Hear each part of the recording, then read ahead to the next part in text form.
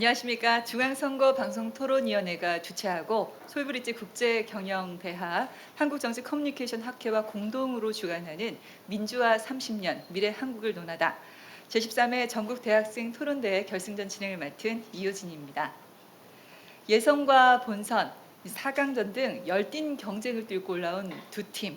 과연 어떤 팀이 우승을 거머쥘지 상당히 기대가 되는데요. 오늘 결승전 토론 논제는 국회의원의 국민소환제를 도입해야 한다입니다. 먼저 결승전에 진출한 두 팀을 소개해드리겠습니다.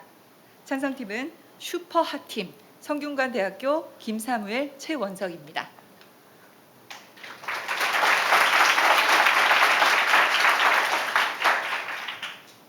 네, 반대팀은 뱅켄팀 고려대학교 이청아, 이재은입니다.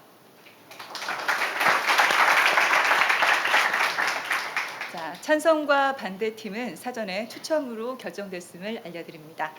자, 이번 대회 대상팀에게는 중앙선거관리위원회 위원장상과 장학금 500만 원이 수여됩니다. 양팀 우승을 위한 최종의 결정인 만큼 최선을 다해 토론 임해 주시기 바랍니다. 자, 그리고 오늘 대회 공정한 심사를 위해서 심사해 주실 5분의 심사위원을 소개해 드리겠습니다. 한 분 한 분 박수로 맞이해 주시기 바랍니다. 심사위원장을 맡고 계신 청운대학교 이호은 교수입니다.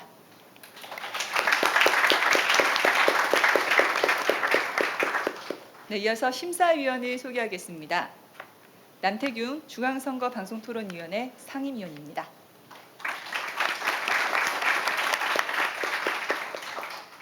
송이남 대전광역시 선거방송토론위원회 위원입니다. 고범준 변호사입니다. 마지막으로 김성태 솔브리지 국제경영대학 교수입니다. 네, 결승전 토론의 승패는 이 심사위원단 5분의 평가를 토대로 결정됨을 알려드립니다. 그럼 토론의 진행 방식과 토론 규칙을 간략히 설명드리겠습니다. 경기는 총 30분으로 진행이 됩니다. 먼저 찬성팀 기조 연설부터 시작하는데 팀별 1분 30초씩 주어집니다. 자유토론은 팀당 12분으로 1회 발언 시간은 2분 이내로 하셔야 합니다. 마지막으로 맺은말이 팀별 1분 30초씩 주어집니다. 오늘 결승전 토론 논제는 이미 알려드린 바와 같이 국회의원의 국민소환제를 도입해야 한다입니다. 국회의원들에 대한 국민들의 불신이 높아지고 있고요. 이는 정치에 대한 혐오를 넘어서서 국회의원 숫자를 축소하는 데까지 논의도 끊임없이 이어지고 있습니다. 결국 국회의원이 자신의 대리인의 역할을 제대로 못하고 있다라는 불신인데요. 모든 국민들의 관심사에 해당하는 문제인 것 같습니다. 이에 국민의 대표란 무엇이고 또 책임 정치의 실현은 어떻게 이루어지는가에 대한 고민을 할 수 있는 논제라고 생각됩니다. 자, 과연 국회의원의 국민소환제를 도입하는 것이 옳은지 찬성 측은 도입해야 한다, 반대 측은 도입하면 안 된다는 입장에서 본격적인 토론을 펼쳐보도록 하겠습니다. 자, 그럼 양 팀의 기조 연설부터 들어보도록 하겠습니다. 먼저 찬성팀 발표해 주시죠. 주어진 시간은 1분 30초입니다. 네, 찬성 측 기조 발언 시작하겠습니다. 헌법 제1조는 국민이 대한민국의 주권자임을 천명하고 있습니다. 그런데 우리의 대의민주주의는 대표자가 주권자의 의사를 제대로 반영하지 못한다라는 비판을 받고 있습니다. 이러한 대의민주주의의 위기를 극복하기 위해 저희 찬성 측에서는 대표자인 국회의원을 주권자인 국민이 해임시키는 국민소환제 도입을 주장하며 이유는 다음과 같습니다. 첫째, 국민의 대표자인 국회의원의 책임감 있는 정치활동을 실현합니다. 국회의원이 성추행을 저질러도 주권자들에게 밥이나 짓는 자들이라고 비아냥거려도 이제까지 우리는 그들의 행동을 바로잡을 수 없었습니다. 이제는 국회의원 개인의 부당한 행위가 더 이상 묵과되지 않기에 국회의원들은 주권자 앞에서 항상 책임감 있는 정치를 수행하게 될 것입니다. 둘째, 국민들의 정치적 관심을 지속적으로 제고하여 진정한 참여민주주의의 의미를 되살립니다. 정치에 대한 관심은 내 관심이 모여 정치를 바꾸고 그것이 세상을 바꿀 수 있다는 믿음 속에서 생겨나는 것입니다. 그러나 선거가 끝나면 우리는 신문의 구독자였고 뉴스의 시청자였지 세상을 바꿀 수 있다는 믿음을 갖기 어려웠습니다. 국민소환제가 도입되면 국민은 지속적으로 정치에 참여하고 관심을 가질 수 있습니다. 우리는 대의민주주의의 건강한 발전과 보완을 위해 지난 30년간 정말 힘들게 싸워왔습니다. 국민소환제는 다가오는 미래 한국을 향한 첫 걸음이자 국민주권의 회복을 위한 포문이 될 것입니다. 이상입니다. 네. 이번에는 반대팀 기조연설 시작해 주시죠. 역시 주어진 시간은 1분 30초입니다. 네, 반대 측 기조연설 시작하도록 하겠습니다. 대의제, 우리 민주주의가 택하고 있는 방식입니다. 수많은 이해관계를 조율하고 가장 효율적으로 국정을 운영해 나가기 위한 방안으로 채택된 제도이지요. 국민소환제의 가장 큰 함정은 자칫 이러한 대의제의 기틀을 흔들 수 있다는 데 있습니다. 직접민주주의적 성격에 가까운 국민소환제에 우리 국민은 아직 익숙하지 않습니다. 그렇기 때문에 낙선한 다른 후보들의 연합으로 당선된 국회의원을 소환시키는 선거 경쟁의 만성화, 국회의원이 자신을 소환시킬 수 있는 지역구 주민의 눈치를 보며 지역구의 이해관계에 지나치게 집착하는 태도, 소신을 가지고 자유롭게 의정활동을 해야 하는 국회의원들이 자율성을 잃고 눈치를 보며 적극적 논의를 기피할 수 있다라는 문제 등이 야기될 수 있습니다. 대의제 아래에서 국민의 뜻을 제대로 대변하지 못하는 상황을 초래할 수 있다는 것이지요. 이는 곧 정치 시스템의 불안정과 비효율로 이어져 수많은 사회적 비용을 자아냅니다.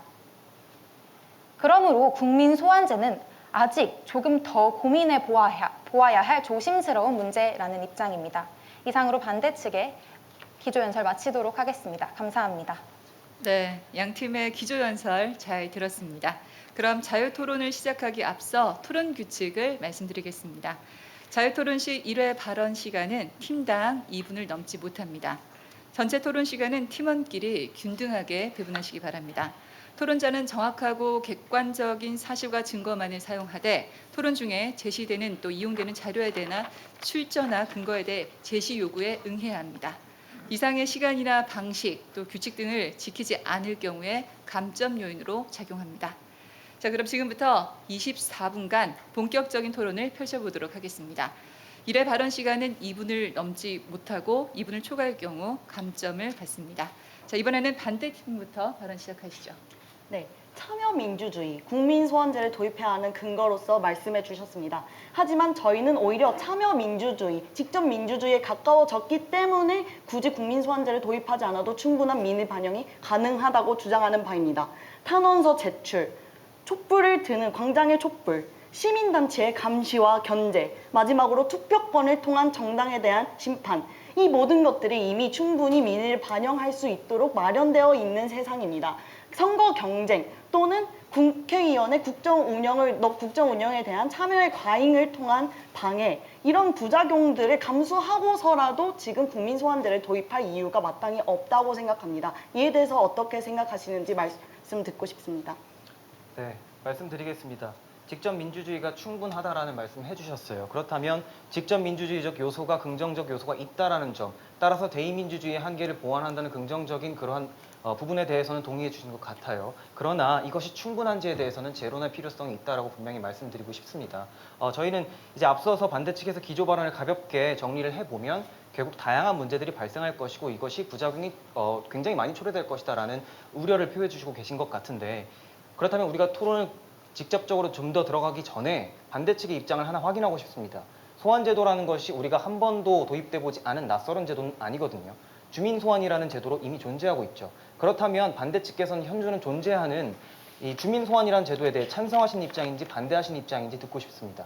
네, 저희는 같은 소환제라는 입장에서 둘 모두 너무나도 참여의 과잉을 이끌어낼 수 있다는 점에서 분명히 부정적인 측면이 존재한다고 생각합니다. 다시 한번 정리를 하자면 저희가 국민소환제에 반대를 하는 것은 국민의 참여를 부정하겠다는 것이 아니라 이렇게 대의제의 근간을 흔들 수 있는 국민소환제까지 도입을 해야 하는가, 이것이 해칠 수 있는 안정성을 제대로 고려하지 못하고 있는 시기상조적인 도입 방안이 아닌가라는 입장입니다.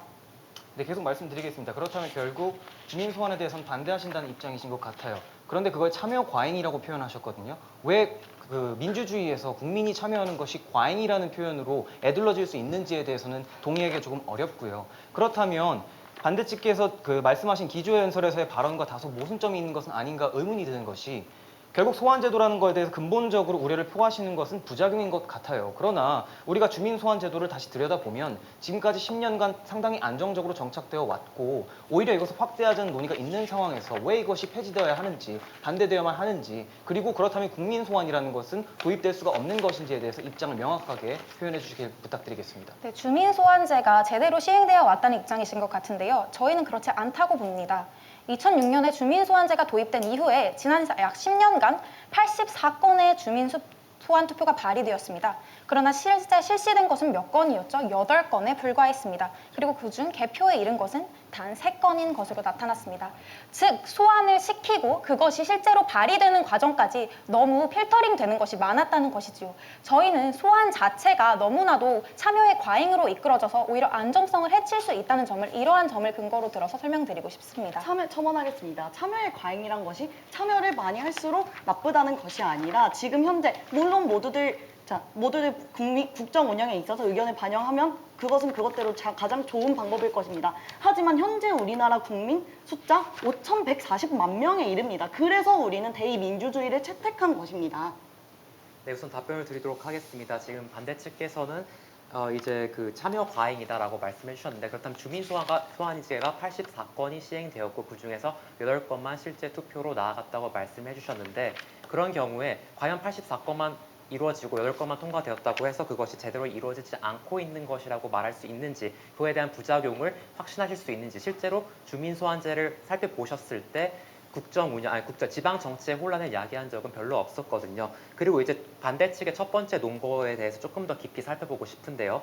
대의민주주의의 근간을 흔들 수 있다라고 말씀을 하셨어요. 그런데 반대 측에서 대의민주주의의 근간이 뭔지 구체적으로 밝혀주시지 않았거든요. 그에 대한 입장을 조금 더 정확하게 듣고 싶습니다. 네, 첨언 하나만 더 드리자면 과잉이라고 말씀을 하셔놓고 앞에서는 이게 84건 중에 8건만 통과되었기 때문에 굉장히 실효성이 없다라는 취지의 발언을 해주셨어요. 그렇다면 참여 과잉이란 무엇인가? 84건이 시도된 것이 굉장히 부족하다는 취지의 말씀을 해주시면서 참여 과잉을 말씀하시는 건 다소 모순적인 것이 아닌가라는 의문이 들고요. 또한 추가적으로 두 번째 발언자께서 참여 과잉이 나쁜 것이 아니다라는 취지의 발언으로 다시 일관성을 깨는 발언을 해주신 것 같거든요. 이 부분에 대해서도 명확한 입장 표현해 주시기 부탁드리겠습니다. 네, 소환과 그것이 실제로 이루어지는 과정을 지금 구분을 못하고 계신 것 같은데요. 저희는 소환 자체에서 안정성을 해치는 문제가 발생할 수 있다라는 것을 말씀드린 것입니다. 조금 더 쉽게 설명드리도록 하겠습니다. 국민들이 국민소환제를 통해서 자신들의 대리인에게서 수시로 그 결정권을 빼앗아 오려는 노력을 하는 것 자체, 즉 소환 투표에 붙이는 것 자체가 너무 빈번해진다면 이것이 참여의 과잉으로 이어질 수 있다라고 말씀을 드린 것입니다. 이것을 이해하시면 저희가 앞에서 말씀드렸던 것이 모순적이지 않다는 것을 받아들일 수 있으실 것 같습니다. 네, 우선 답변 드리도록 하겠습니다. 지금 반대 측께서는 국회의원이 국민의 대리인이다라고 표현을 해주셨는데요. 대리인이라는 건 결국에 반대 측께서 말씀하시기 국민 전체의 이제 대표자가 아니라 국민의 의견을 단순히 종속돼야 된다는 존재로 보시는 것이 아닌지 약간 의문이 들고요. 그리고 제가 분명히 대의민주주의의 근간이 무엇인지 안정성이란 것이 무엇인지에 대한 답변 요구드렸는데 그에 대한 답변 듣지 못했습니다. 네, 첨언 한 번만 더 드릴게요. 저희가 앞서서 문제 제기한 부분들, 주민소환에서는 부작용이 크게 없는 것 같은데 왜 주민소환은 반대하시는지, 아울러서 국민소환에서 어떻게 그런 부작용이 일어날 것이라고 인과관계를 합리적으로 설명 부탁드리자는 차원에서 왜 주민소환을 반대하시고 동일한 부작용이 국민소환에서 일어날 것인지에 대해서 합리적인 설명 다시 한번 요구드리도록 하겠습니다. 네, 우선 선거 경쟁의 만성화를 통해서 국정 운영이 안정성이 해쳐질 수 있습니다. 주민소환제가 아니라 현재 우리나라의 헌정질서 그리고 우리나라의 정당 상태를 보아서도 이를 지지할 수 있는데요. 우선 첫 번째로 우리나라는 다수대표제 그리고 소선거구제를 실현함으로써 지금 국가 전체의 이익보다는 지역의 이익을 대리하고 있다는 그런 지적을 계속 받아왔습니다. 그런데 여기에 지역 구민의 의견을 특히나 중점으로 하는 국민소환제가 발의가 된다면 더더욱 이는 지역 정당 중심의 정치라는 문제점을 일으킬 수 있습니다. 그리고 또한 우리 이제 국민소환제 제대로 된 지금 발의된 법안의 내용 알고 계신가요? 네, 알고 있습니다.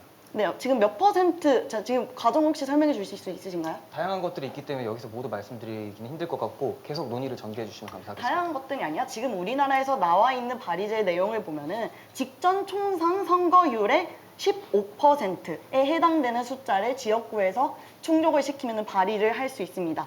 자, 서울시 종로구의 예를 들어보겠습니다. 서울시 종로구의 지역 구민 숫자 13만 명입니다.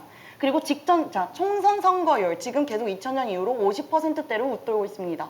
자, 그렇다면은 이 공식을 대입해 본다면 지금 이제 지역구 발의가 될 수 있는 조건은 단 9,000명입니다. 9,000명이면 됩니다. 근데 이마저도 서울입니다. 그러면 지역으로 내려가서 인구가 3분의 1, 4분의 1로 뚝 떨어지면 3,000명, 1,000명, 과연 민의를 정말 대변한다고 말할 수 있습니까? 네, 우선 답변 드리도록 하겠습니다. 지금 반대 측께서는 저희 찬성 측에서 찬성 측이 제시하고 있는 국민 소환제에 대해서 다소 오해를 하고 있으신 것 같습니다. 저희는 지역 구민에 의한 주민 소환제만 주장한 것이 단 한 번도 없고요. 지역 구민만을 위한 정치가 행해져야 된다고 말씀드린 적도 없습니다. 그리고 저희가 분명히 앞선 토론에서 그 대의제 근간에 대해서 여쭤봤었는데 그에 대한 답변이 아직 나오지 않은 것 같아서 조금 아쉽다는 생각이 듭니다. 반대 측에서 첫 번째 근거로서 국회의원은 대의제의 근간을 지키면서 국민을 위해서 봉사해야 되고 직무를 행해야 된다고 말씀을 해주셨는데요. 그렇다면 지금 현실 정치를 한번 살펴볼 필요가 있다고 생각합니다. 국회의원을 둘러싼 거 무엇이 있나요? 정당이 있죠. 지역구가 있죠. 그리고 자신의 정치 자금을 보조하는 사람들이 있습니다. 지금 이러한 사람들에게서 자유롭지 못하게 외부의 구속을 받으면서 정치를 하고 있는 것, 국민의 대표이면서도 국민을 대변하지 못하는 현실, 이것을 극복할 수 있는 것이 국민 소환제인 것 같습니다. 그리고 반대쪽에서 말씀하신 바로 대의제의 근간이라는 것도 결국 국민의 대표로서 자유롭게 외부의 구속에 없이 정치를 행하는 것일 텐데 다소 그것을 지키기 위해서라도 국민 소환제가 필요하다는 말씀 드리고 싶습니다. 네, 정언을 좀 드리겠습니다. 저희가 앞서서 계속 요구드렸던 주민 소환이 왜 나쁘다고 생각하시는지에 대한 구체적인 사례나 객관적인 설명을 요구드렸지만 이에 대한 답변 제대로 듣지 못한 것 같고요. 첨언을 드려서 추가적으로 말씀을 드려서 논의를 좀 전환해 보면 결국 이것이 왜 우리 사회의 중요한 의제로 떠올랐는가라는 것은 우리 사회 국회의원들이 지금 제대로 국민들의 신임을 얻고 있는가에서 출발한다고 생각을 합니다. OECD에서 발간한 2015년 정부에 대한 보고서에 따르면요. 한국 정부에 대한 국민의 신뢰도가 34%라고 합니다. 즉 10명 중에 7명은 정부를 신뢰하지 않고 있습니다. 이것은 조사 대상으로 선정되었던 41개국 가운데 26위에 이르는 초라한 성적표였습니다.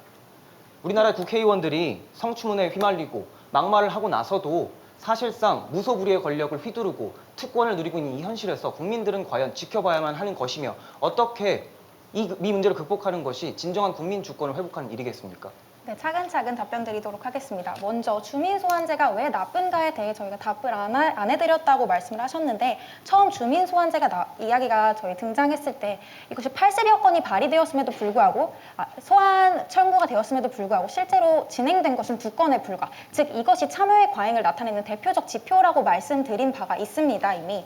그리고 아까 국회의원이 그러면 종속적으로 단순히 대리인으로서 거수기의 역할을 해야 하느냐라는 식으로 저희에게 물어주셨는데 아닙니다. 당연히 국회의원은 자율성을 가지고 대의제 하에서 국민들의 민의를 반영하는 사람이어야 합니다. 그렇기 때문에 저희는 국민소환제가 힘들다는 것입니다. 이 사람들이 자율성을 가지고 조금 더 판단을 해서 대의민주주의 하에서 우리나라를 더 잘 이끌어가기 위해 노력을 해야 하는데 만약에 국민소환제가 안정성을 해치는 구조로 나아간다면 즉 국회의원을 조그만 의견의 차이로 인해서 계속 끌어내리려는 시도를 한다면 이것이 크나큰 안정성 위협으로 다가올 수 있다는 것이지요. 첨언하겠습니다. 지금 우리나라 다당제 형태입니다. 당선된 후보자의 선거율이 50%가 넘는 경우가 드뭅니다. 그렇다면 나머지 정당이 연합을 해 여론을 주도해서 국민 소환을 발의돼서 오용할 가능성도 있습니다. 이에 대해서는 어떻게 생각하시는지요?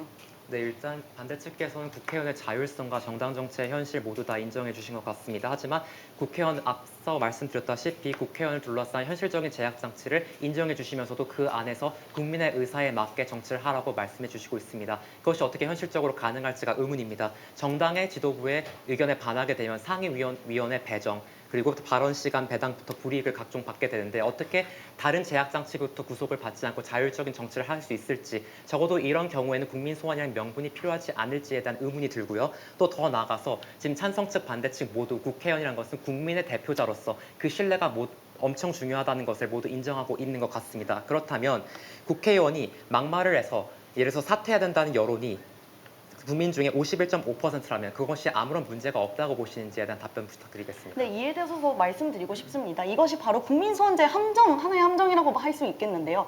국민소환제는 우선 법적 심판을 반영하지 않고 있습니다. 그렇다면 그냥 국민 정서에 반하는 정도에만 되어도 국민 소환제가 계속 남용될 수 있다는 것입니다. 예를 들어서 아까 말씀해주신 성추행 문제 같은 것은 범법행위입니다. 이는 국민 소환제가 아니어도 충분히 법적으로 심판이 가능한 부분이고요. 그리고 예를 들어 과거에 혼외자 사태로 인해서 사퇴하게 된 그것이 있었습니다. 하지만 이 경우에 법적으로는 전혀 문제가 없으나 단순히 국민 정서에 반한다는 이유로 대리인의 자격을 박탈당했습니다. 하지만 그 개인의 사생활과 대리인의 자격 과연 같다고 할 수 있을까요? 이를 통해서도 지금 국민 소환제를 도입하는 것이 시기상조가 아닐까 하고 생각하는 바입니다. 네, 첨언하도록 하겠습니다.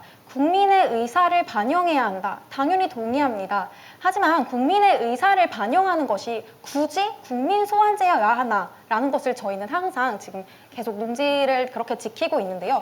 국민 소환제를 통해 국민의 의사를 반영하는 것이 너무 위험하다는 것입니다. 예를 들어보겠습니다. 예를 들어 국민 대다수가 생각하기에 이 국회의원은 정말 옳지 않다라는 행동을 했을 때 이것은 우리가 시민단체 또는 여론 형성, 특히나 지금 인터넷이 많이 발달이 된 상황이잖아요. 이런 것을 통해서 당 내부의 징계로 이끌어낼 수 있다는 것입니다. 예컨대 또 하나의 이유를 들어보겠습니다. 지금 충북도 의원이 수해가 났는데도 불구하고 해외여행을 간 탓에 이것이 국민 여론으로 조성이 되었고 이것이 결국 당내 처벌로 이어졌죠. 굳이 국민 소환제가 아니더라도 정말 심각한 경우의 문제는 여론 형성과 같은 방안을 통해서 충분히 처벌이 될 수 있다는 것입니다. 국민 소환제가 위험한데도 불구하고 굳이 도입되지 말아야 할 이유입니다. 네, 우선 답변 드리도록 하겠습니다. 저희 찬성 측은 국민 소환제를 통해서 법적인 책임만을 처벌하겠다고 말씀드릴 시 단 한 번도 없고요. 국민 소환제에 대해서 논의하기 전에 저희는 분명 국회의원은 국민의 대표자로서 그 신뢰가 막중하다고 말씀드렸습니다. 국민의 신뢰를 잃어버렸다면 이빨 빠진 호랑이나 다름이 없는 것이죠. 그렇다면 신뢰를 잃어버린 국회의원이 과연 국민의 의사를 반영하여 지속적인 국정활동을 할 수 있느냐에 대한 문제도 함께 고민되어야 할 것입니다. 또한 국민의 의사를 전달하는 방법은 다양하다고 말씀해 주셨는데 근데 예컨대 한 가지 예를 들어보겠습니다. 얼마 전 물의를 일으켰던 국회의원에게 국민들이 분노하여 문자 폭탄을 보낸 적이 있었습니다. 즉 자신의 의사를 전달한 것인데요. 그때 국회의원의 반응은 너무나도 충격적이었습니다. 오히려 자신은 피해자다. 이것에서 어떻게 배상을 받을 수 있을까라는 취지의 발언을 했죠. 과연 국회의원이 지금 국민의 의사를 그대로 전달한다고 했을 때 받아들일 수 있는지 그리고 자신의 행동을 시정할 수 있을지에 대한 의문을 제기하고 싶습니다. 한 가지 첨언 드리자면요. 앞서서 국민 정서에 반해서 끌어내리는 국민 소환이기 때문에 이것은 나쁘다라는 취지의 발언을 해주셨어요. 그런데 국민 정서에 반해서 끌어내리는 것이 왜 나쁜 것이죠? 민주주의는 국민에 따라 움직이는 것 아닙니까? 따라서 그것이 왜 나쁜지에 대한 합리적인 설명 부탁드리고요. 주민 소환에 대해서 이것이 부작용에 대해서 적게 사용됐기 때문에 이것이 참여 과잉이다라는 발언을 아까 해주셨어요. 근데 적게 사용된 것이 왜 참여 과잉인지에 대해서도 구체적인 설명 부탁드리겠습니다. 네, 우선 지금 발의된 국민 소환제의 요건은 너무나도 모호합니다. 우선 법적 심판도 불가능할 뿐더러 과연 어떤 이유로 소환을 할 수 있는지조차 지금 나와 있지 않습니다. 그렇다면 소환을 하는 기준이 지금 매우 모호하고 불투명한 것인데 이를 통해서 저희는 이제 국민 소환제의 오남용이 빈번하게 발생할 수 있다는 점을 지적하고 있습니다. 국민 소환제가 민의 반영의 유일한 대안이라면 저희도 찬성하겠습니다. 하지만 그렇지 않습니다. 어떤 국가의 근간이 되는 제도를 시행하거나 수정하거나 할 때는 막대한 비용이 필요하고 또 비용에서 끝나는 것이 아니라 혹시 부작용을 보였을 때 그것을 어느 정도 불가역성을 띱니다. 단순히 국민 소환제 했는데 민의 반영이 잘 안 된다. 그만두다. 이렇게 될 수가 없다는 것입니다. 그래서 저희는 그런 도박을 하지 말고 지금 있는 민주주의, 투표권 행사, 다른 여러 가지 전달 통로를 통해서도 충분히 가능하기 때문에 국민 소환제는 조금 더 신중하고 수기를 통해서 뒤로 밀어놔야 된다라는 입장입니다. 네, 첨언하도록 하겠습니다. 지금 앞서서 국민 소환제가 정확하지 않은 기준을 가지고 있다고 말씀드린 바가 있는데요. 그래서 저희는 박주민 의원이 발의한 국민 소환제를 기준으로 삼고 말씀을 드렸습니다. 그래서 지역 구민이 소환을 할 수 있기 때문에 이에서 비롯된 다양한 문제가 발생할 수 있다고 말씀드렸는데 이에 대해서 왜 굳이 지역 구민에 한정지어서 자꾸 말을 하느냐라는 질문을 아까 던져주신 적이 있습니다. 그러면 대체 찬성 측이 지지하시는 국민 소환제란 대략적으로라도 어떤 기준을 가지고 있는 것인지 구체적으로 설명을 좀 해주셨으면 좋겠습니다. 네, 우선 저희가 아까 국민의 절반 이상이 사퇴를 요구하는 국회의원이 과연 정당한가, 그것이 바람직한가에 대한 질문을 드렸는데 그에 대한 답변 듣지 못했고요. 그리고 국민 소환제의 소환 사유가 모호하다, 왜 적시를 하지 않았냐고 말씀해 주셨습니다. 하지만 그것은 이제 헌법재판소가 주민 소환에 대한 판결을 내릴 때의 판례문을 한번 인용해 보도록 하겠습니다. 주민 소환자의 특성상 정치인의 비민주적이고 독선적인 행동을 광범위하게 통제해야 될 필요성 때문에 소환 사유를 적시할 수가 없다. 바꿔 말하면 국민 소환제에서도 마찬가지입니다. 국민이라는 것은 국회의원이라는 사람은 국민의 의견을 대변하고 그리고 그에 맞는 정책을 추진해야 합니다. 그리고 국민의 대표이기에 가장 그 신뢰도 중요하고 그 지위의 막중함도 엄청납니다. 그런 과정에서 과연 그 소환 사유를 일일이 적시하는 것의 모호성보다는 국민이 단순히 그에게 신뢰를 잃었다면 소환할 수 있어야 하지 않을까요? 네, 첨언 드리겠습니다. 저희는 국민 소환이 직접 민주주의 요소를 도입하는 유일한 대안이라고 말씀드린 적 없습니다. 오히려 제시하신 방식으로 국민의 권리를 확대하기 위한 그러한 대안들을 함께 병행함으로써 우리가 진정으로 국민 주권을 좀 더 확대할 수 있다면 그것이 좀 더 긍정적이고 건강한 대의민주주의 아니겠습니까? 이렇게 말씀드리고 싶고요. 또한 계속해서 지금 제기하시는 가능성들이 어떤 부작용이 있을 수 있다라고 일축되는 것 같아요. 그러나 그것에 대해서 경험적인 자료들을 저희가 요구를 부탁드렸지만 사실상 주민소환제도에서 어떠한 문제점도 발견되지 않은 것 같아요. 그렇다면 정리한다면 우리나라 국민들은 사실상 10년에 가까운 기간 동안 소환제도, 주민소환제도라는 것을 정말 정상적으로 잘 운영해 왔습니다. 말씀하신 그런 논리적 가능성들 일어나지 않는다는 점을 스스로 입증했는데 왜 우리나라는 더 이상 확대하는 것에 대해서 우려하기만 해야 할까요? 언제까지 국민들은 피치자로서 제2의 존재자들로서 남아있어야 합니까? 네. 답변 드리도록 하겠습니다. 이것이 헌법에 새로 추가될 내용이기 때문입니다. 국회의원을 소환한다는 것은 당연히 법률에 포함될 내용은 아닙니다. 왜냐하면 국회의원들이 그 법률을 바꿀 수 있기 때문이죠. 그래서 이것은 반드시 헌법 개정을 통해 일어나야 하는 일입니다. 그리고 헌법 개정이라는 것은 87년 이후에 단 한 차례도 일어나지 않았다는 것에서 알 수 있듯이 굉장히 힘든 일입니다. 돌이키기 힘들다는 것이지요. 그래서 국민소환제를 도입하기 위해서는 반드시 국민소환제만이 대안이어야 한다라는 특별한 이유가 있어야 합니다. 말씀해 주셨습니다. 함께 병행하면 된다. 병행을 하지 않고 머리에 있으실 그런 국민소환제가 아니라 병행하면 좋을 다른 것들로 국민의 민의를 반영하는 것이 왜 불가능한지, 왜 반드시 국민소환제가 병행되어야 하는지에 대한 답변을 듣고 싶습니다. 네, 그리고 주민소환제를 계속 지금 예시로 들어주고 계십니다. 주민소환제 맞습니다. 하지만 이것을 통해서 우리는 지금 부작용이 있느냐, 이건 가능성에 그치지 않느냐라고 말씀하셨지만 그렇다면 국민소환제, 주민소환제를 통해서 붙여봤을 때 어땠습니까? 효과가 있었습니까? 아닙니다. 실제로 주민을 소환해서 국회의원을 소환해서 끌어내린 지방의원을 소환해서 끌어내린 경우는 단 한 차례도 없었습니다. 부작용, 주민소환제에 없었다고 해서 과연 없을 수 있을까요? 지금 우리나라의 정부 상태를 보면 국정원의 댓글 개입, 흑색 선전, 후보자의 사생활까지 개입하면서 사생활에 대한 잘못된 정보 왜곡, 그리고 또한 지금 당선되지 못한 후보자의 당선된 대통령에 대한 탄핵에 관한 얘기까지 나오고 있습니다. 이것이 과연 오남용이 이게 오남용을 할 가능성이 충분히 된다고 저는 생각합니다. 네, 첨언 한 번만 더 하도록 하겠습니다. 주민소환제와 국민소환제가 계속 같이 등장을 하고 있는데요. 주민소환제는 지방선거 당선자를 대상으로 하지만 국민소환제의 경우에는 국회의원을 대상으로 하기 때문에 국민소환 투표로 인한 정치적 갈등이나 정치적 공백의 문제도 더 우려되는 상황입니다.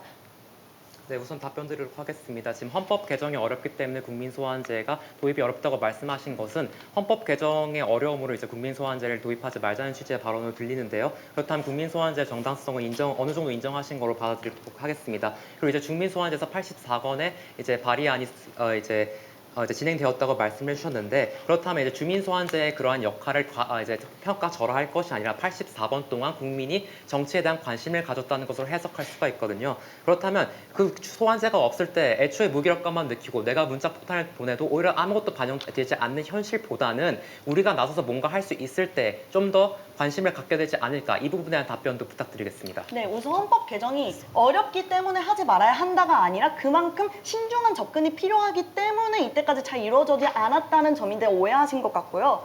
그리고 또한 국민의 절반 이상이 사퇴하라고 요구하면은 대리를 하지 않을 수 있느냐라고 하셨는데 이를 통해서도 국민 소환제의 불필요성이 드러난다고 생각합니다. 국민의 반 이상이 지지한다. 네, 맞습니다. 대리인의 자격이 없을 수 있다고 생각할 수 있습니다. 하지만 과연 9,000명, 3,000명, 1,000명의 투표가 과연 이것을 민의를 반영한다고 가능할 수 있을까요? 그렇지 않다고 생각합니다.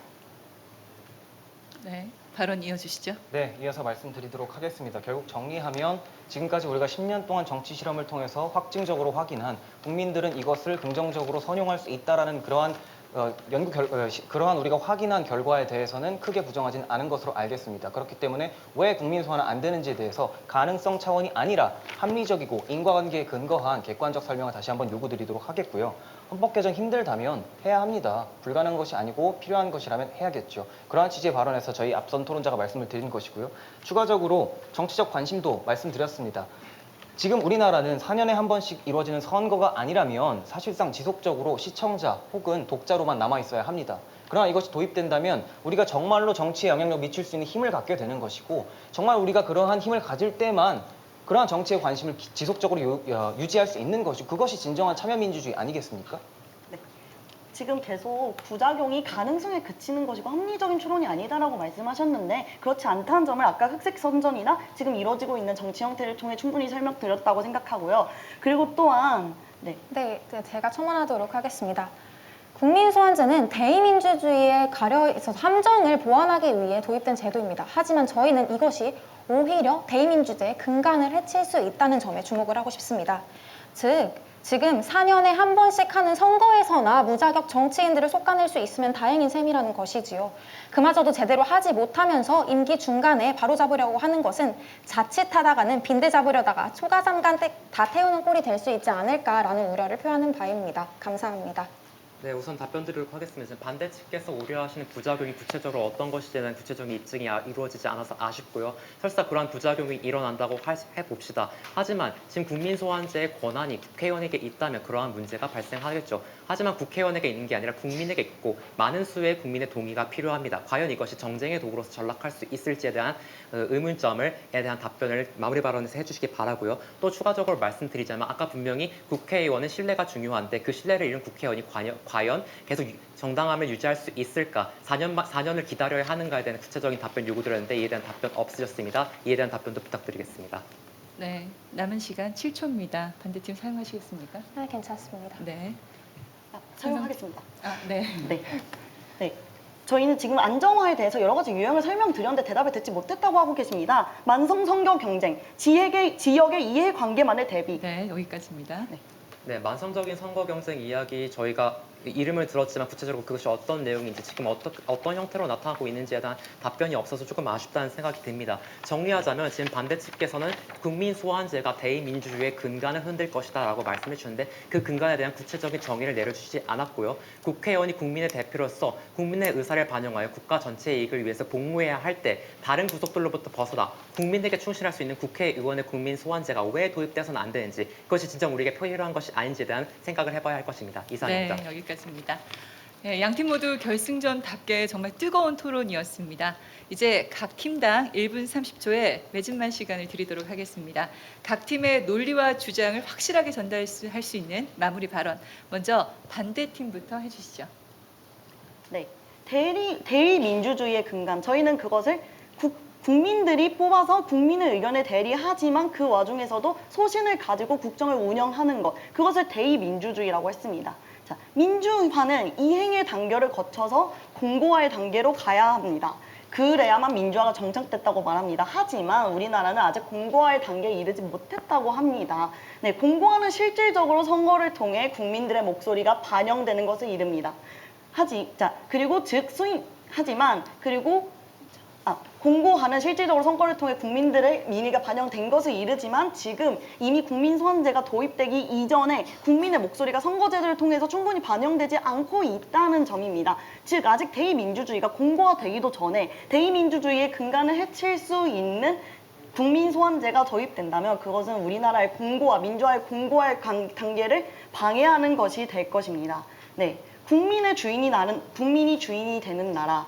자유민주주의 아래에 살고 있는 우리에게 이보다 더 숭고한 가치는 있을 수 없습니다. 하지만 국민소환제가 그 체제로의 이행을 도울 열쇠라고 착각해서는 안 됩니다. 아직 전례가 없으며 국민소환제에 대해 익숙하지 않은 국민들이 이러한 상황에서 대중에게 소환제도라는 증명되지 않은 수단을 제공한다는 것은 수많은 사회적 비용과 불편을 감수하겠다는 이야기입니다. 이것은 수많은 우리의 이때까지 지켜오고자 했던 사회적 가치를 도박에 내건다는 것입니다. 감사합니다. 네, 반대팀의 마무리 발언 잘 들었습니다. 찬성팀 마무리 발언 시작해 주시죠. 네, 찬성 측 마무리 발언 시작하도록 하겠습니다. 본 토론에서 저희 찬성 측과 반대 측 모두 국회의원이 국민의 눈살을 찌푸리게 하고 국민이 정치에 실망하게 되는 현실에 대해서는 어느 정도 공감을 했다고 말하고 싶습니다. 하지만 반대 측에서는 국회의원이 국민의 대표임을 인정하시면서도 국민에 의해서 이 제도가 악용될 가능성에만 깊은 우려를 표하시고 그에 대한 구체적인 입증이 나오지 않아 어떻게 답변을 해드려야 될지 몰라서 아쉬운 마음이 들었고요. 또한 국회의원을 둘러싼 여러 가지 구속들의 현실, 정치 현실을 인정하시면서도 이것이 국민 소환제가 도입되었을 때 오히려 자유이익 원리 그리고 국민의 국회의원의 소신이 지켜지지 않을 거라는 다소 모순적인 발언을 해주셔서 저희가 어떻게 답변을 해드려야 될지 모르겠습니다. 국민 소환제는 국회의원이 그를 둘러싼 다른 구속으로부터 벗어나 진정한 소신 정치를 가능하게 해줍니다. 뿐만 아니라 자신의 행동 하나하나가 국민의 신뢰를 받을 수 있도록 하기에 책임감 있는 정치가 더욱 강화됩니다. 또한 4년마다의 선거에서 단 보름 동안만 주인이 되는 국민이 이제 진정한 주인으로 거듭날 수 있습니다. 300명의 사람이 모든 국민이 잘 살 수 있는 세상을 꿈꾸며 힘겨운 여정 끝에 국회의사당 문을 통과합니다. 국회의사당 문은 하지만 그들에게 그 초심을 잃게 하는 망각의 선물을 준 것일까요? 국민을 위하는 진정한 국회의원이 오히려 찾아보기 힘든 지금, 이제는 국민이 나서서 그들에게 처음의 마음을 다시 되찾아줘야 할 때가 아닌가 싶습니다. 이상입니다. 네, 찬성팀의 마무리 발언 잘 들었습니다. 네, 이렇게 해서 결승전 토론 시간이 모두 마쳤습니다. 심사위원들께서는 최종 심사를 마무리해 주시기 바랍니다. 제13회 전국 대학생 토론대회, 정말 이번에도 뜨거운 접전이 벌어졌는데요. 과연 심사위원들께서는 어떻게 보셨는지 심사평을 들어보도록 하겠습니다.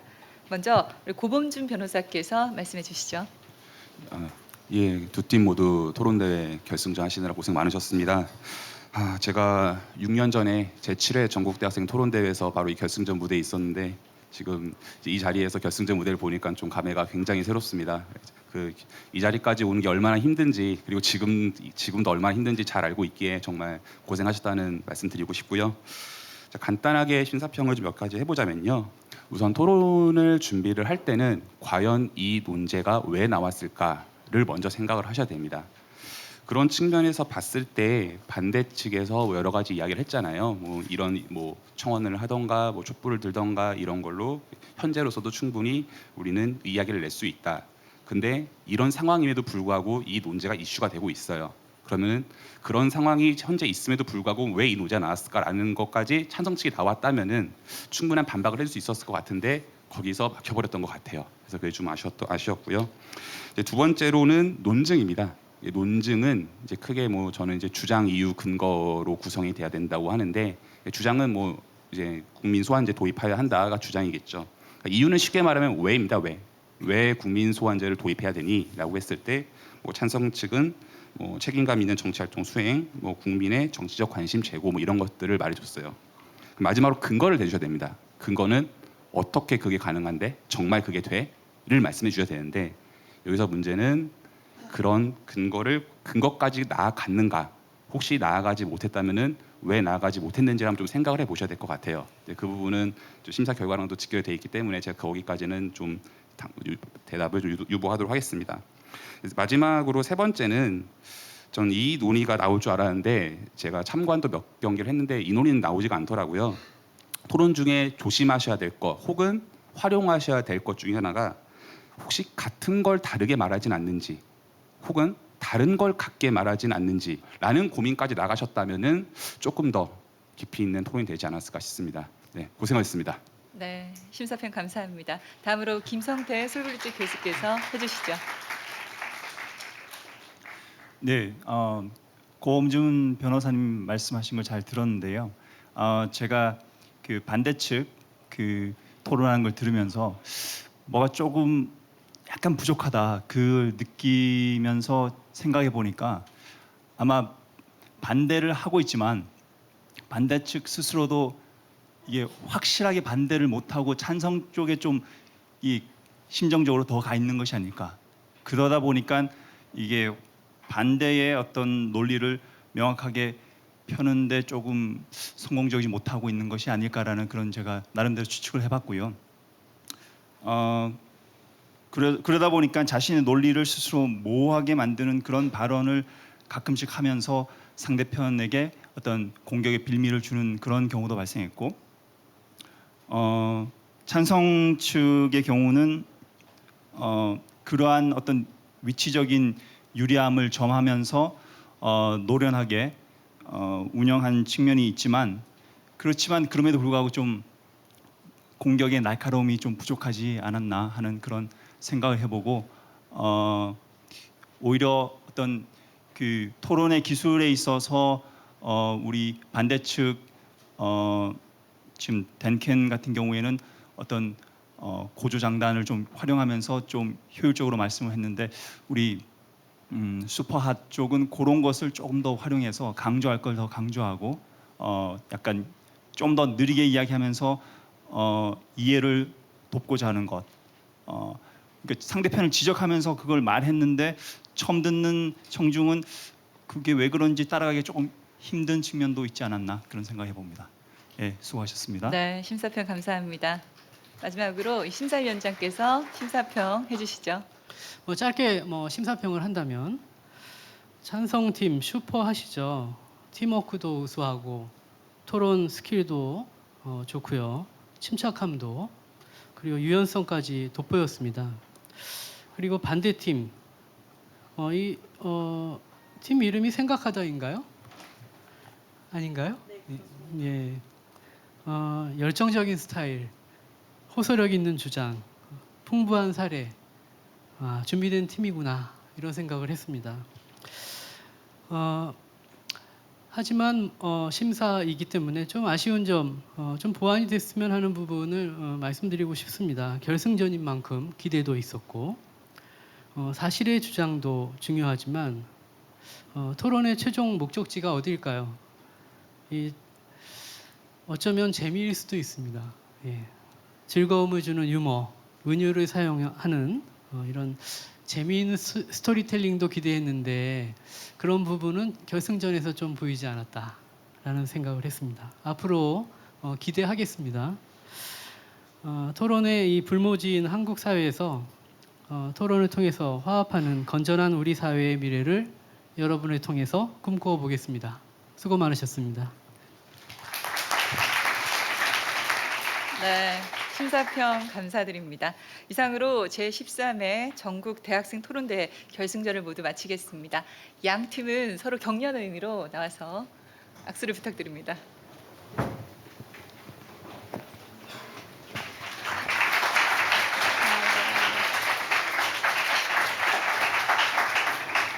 네, 그럼 이것으로 제13회 전국 대학생 토론대회 과연 영예의 대상은 누가 차지할지 잠시 후 시상식에서 만나보도록 하겠습니다. 이상 토론의 사회 이효진이었습니다. 고맙습니다. 대상 고려대학교 이청아, 이재은 축하드립니다.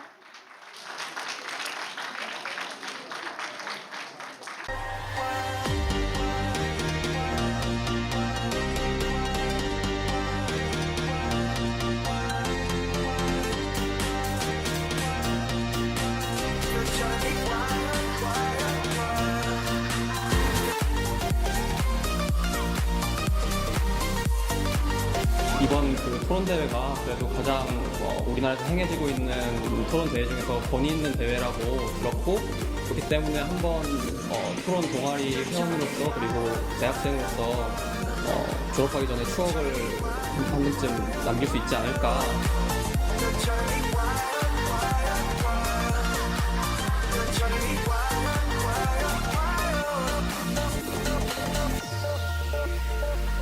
사실 이전에 생각해둔 목표는 없지만 오늘 토론에 임하면서 생긴 목표는 적어도 이전 토론보다는 만족하는 토론이 되면서 그 이전 토론을 하면서 최대한 많이 배우고 깨닫는 것을 목표로 하고 있습니다.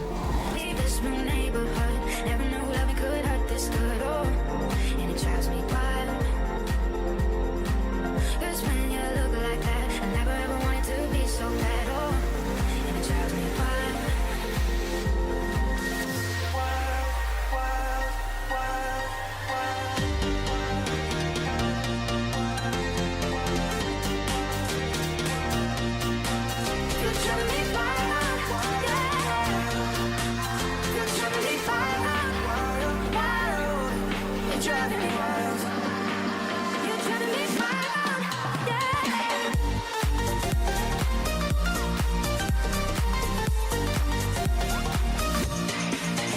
each other in life.